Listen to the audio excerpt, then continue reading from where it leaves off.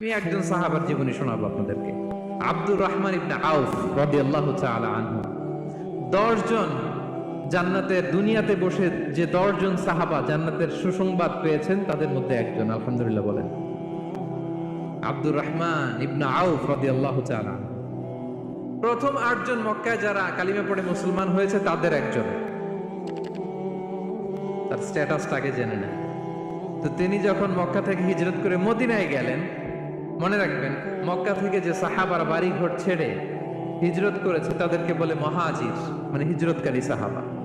আর মদিনাতে যে সমস্ত সাহাবারা তাদেরকে রিসিভ করেছেন তাদেরকে বলে আল আনসার, মানে সাহায্যকারী সাহাবা। তো যারাই হিজরত করে মক্কা থেকে মদিনায় যেত, বিষ্ণু ইসলাম মদিনার কোন সাহাবীর সাথে তার ভাইপা দিয়ে দিতেন, আল মুআখাত, ব্রাদারহুড করে দিতেন, দায়িত্ব দিতেন যে তুমি এই সাহাবীকে দেখবে।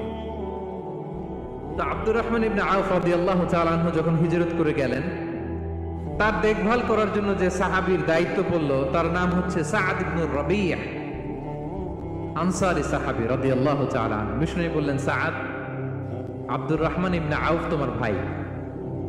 ভাই বানিয়ে দিলেন। কি বানিয়ে দিলেন? তুমি তাকে টেক কেয়ার করবে, সে হবে তোমার মেহমান। সুবহানাল্লাহ।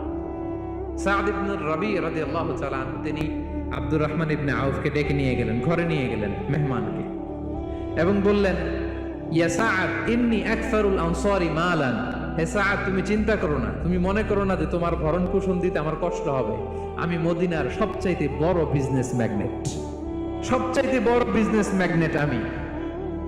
No tension, don't worry about it. Tension নিও না, আসো, তোমার জন্য আমার কি প্রপোজাল শোনো। ফাআকসিমু লাকা নিসফা মালি, আমার যত সম্পদ আছে আমি অর্ধেক তোমারে দিয়ে দিব। সুবহানাল্লাহ। এত আসতে আপনার বাড়িতে কেউ মেহমান হলে করতে পারবেন এরকম?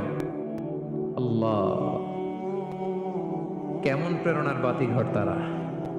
ফাআকসিমু নিসফা মালি, হে আব্দুর রহমান ইবনে আউফ, আমার অর্ধেক সম্পদ তোমারে দিয়ে দিব। এখানেই শেষ না, এরপর বলতে লাগলেন, আমার অনেকগুলো স্ত্রী আছে, তুমি কোথায় যে মেয়ে খুঁজবা, প্রস্তাব দিবা, এত ঝামেলার দরকার নাই।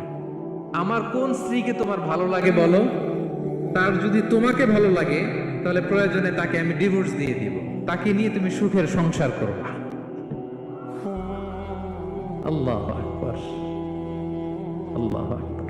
অর্ধেক সম্পদ দিয়ে দিব, আমার একাধিক স্ত্রী আছে, কাউকে যদি তোমার পছন্দ হয় এবং সেও যদি তোমাকে পছন্দ করে, প্রয়োজনে তাকে ডিভোর্স দিব।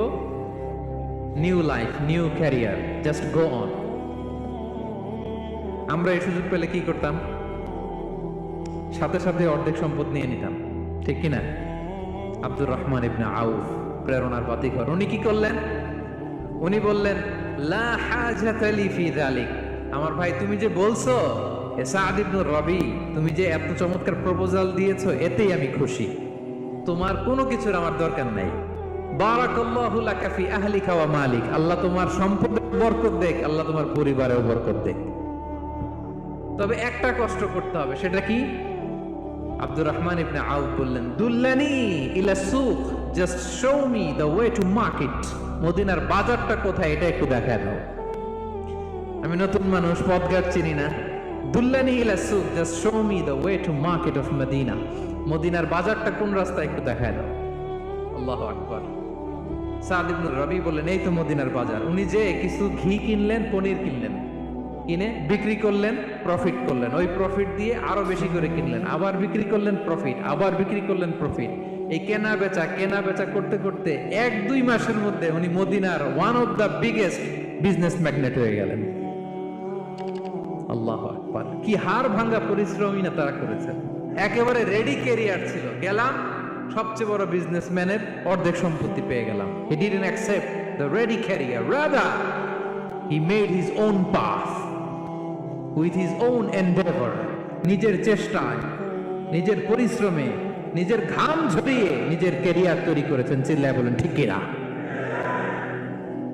This is the biography of Abdul Rahman ibn Auf radiyallahu ta'ala anhu.